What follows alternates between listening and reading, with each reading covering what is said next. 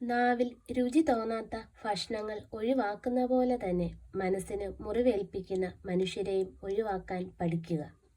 കൂടെ ആരും കാണില്ല എന്നറിഞ്ഞു തന്നെ ജീവിക്കണം.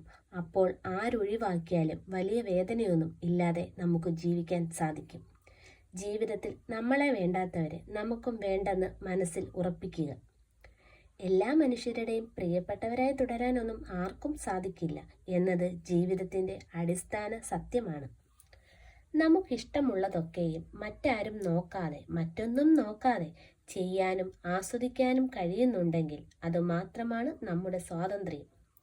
ഒരു റോസാ പൂന്തോട്ടം മുഴുവൻ നൽകിയാലും ചിലർക്ക് അതിലെ മുള്ളുകൾ മാത്രമേ കാണാൻ സാധിക്കുകയുള്ളൂ. എന്നാൽ ചിലർക്ക് ഒരില കിട്ടിയാലും ഒരു തോട്ടം കിട്ടിയതായേ കാണൂ. നമ്മുടെ കാഴ്ചപ്പാടാണ് നമ്മുടെ സന്തോഷത്തിൻ്റെയും സംതൃപ്തിയുടെയും ആധാരം. ഉള്ളിലുള്ള കാര്യം അറിയാത്ത കാലത്തോളം പുറമേ നിന്ന് കാണുന്നവർക്ക് മനോഹരമാണ് മറ്റുള്ളവരുടെ ജീവിതം. വെളിച്ചത്തിലൂടെ നടന്നാലും ചിലപ്പോൾ നമുക്ക് വഴി തെറ്റിയേക്കാം, ചിലപ്പോൾ വീണു പോയെന്ന് വരാം.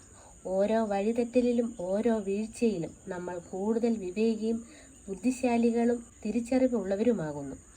തെറ്റിച്ചുകൊണ്ടല്ലാതെ നമുക്ക് ഒന്നും തന്നെ പഠിക്കുവാൻ സാധിക്കുകയില്ല. നഷ്ടങ്ങളിൽ അധികം വേദനിക്കാതിരിക്കുക, അത് നിങ്ങളെ ഒന്നുകൂടി കരുത്തരാക്കും.